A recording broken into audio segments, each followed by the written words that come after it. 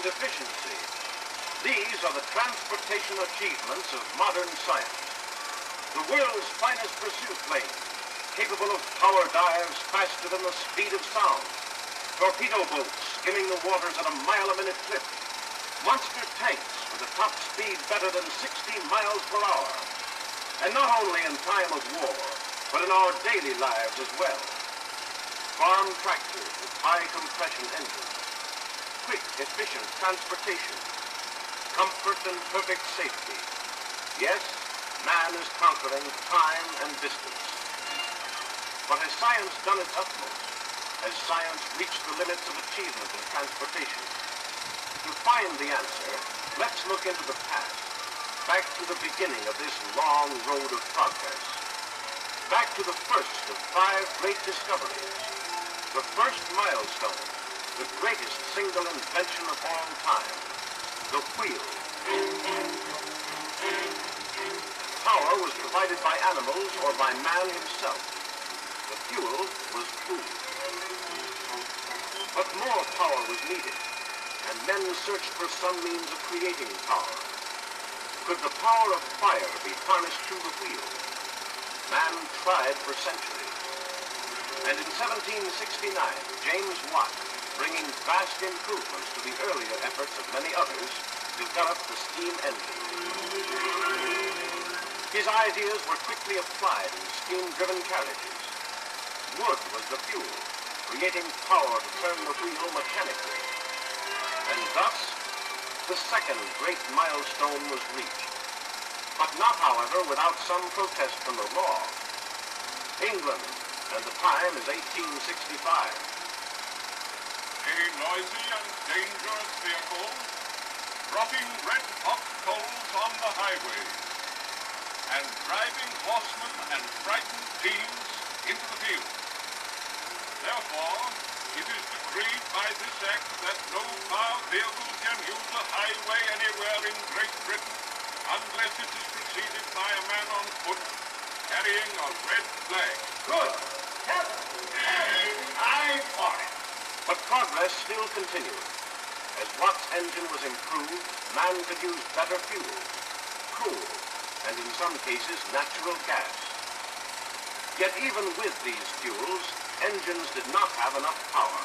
They were heavy, cumbersome, and the development of better engines was handicapped for the want of still better fuels. Then, out of the hills of Pennsylvania, oil. Drake's first well was regarded as a crackpot venture. The nation laughed at a man's folly. But almost overnight, the first great oil boom was on. Derricks sprang up like mushrooms. Men swarmed into Pennsylvania. And the oil was used for lighting and lubrication. With a troublesome byproduct, gasoline. Millions of barrels of it were poured into the rivers and streams of Pennsylvania. Until the gasoline engine was invented, the third great milestone on the road of progress. In 1892, the first gasoline-driven car ran on the roads in America. And so quickly did American genius develop this new invention that by 1900, the first automobile show was held at Madison Square Garden in New York City. They really have perfected the thing. I don't see how anybody could improve on that automobile. Oh, no, there's no doubt on this car. The car is modern. With chain drive. That means no loss of power. You can easily make 20 miles an hour with this powerful machine. Let me show you how it operates.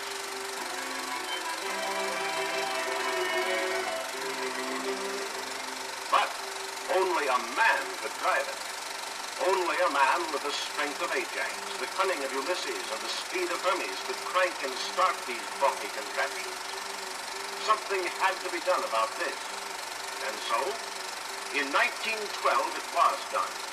The first electric self-starter deserves to be ranked as the fourth milestone. Another basic contribution to your modern automobile. Because it did more than start motors conveniently and safely. It started factories and employment. And with a demand for automobiles doubled within 2 years. The motor age was here.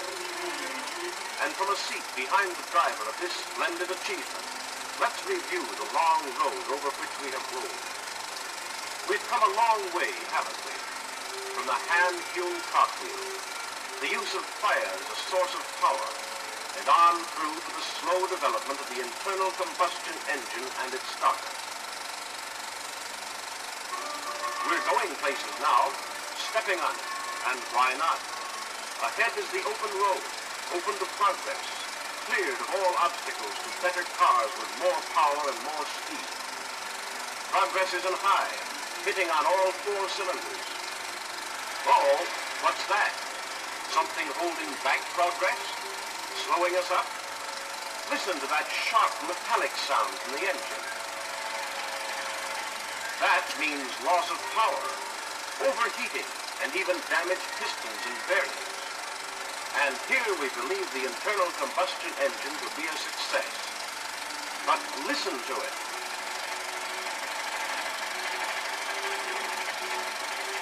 To get more power and speed out of that kind of engine, we'd have to increase its size and weight, increasing as well its consumption of fuel. And every inch and pound added to an engine was an acknowledgement of engineering defeat, a surrender to that metallic pinging sound that so few men heard as the knocking of opportunity.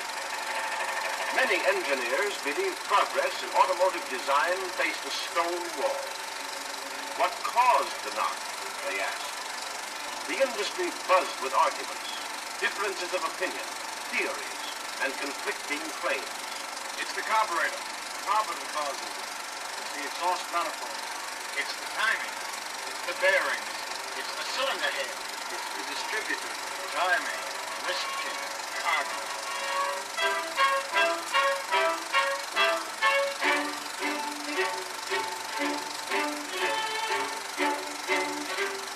But meanwhile, 3 men of science strike out on a new trail. Charles F. Kettering, Thomas Midgley, Jr.,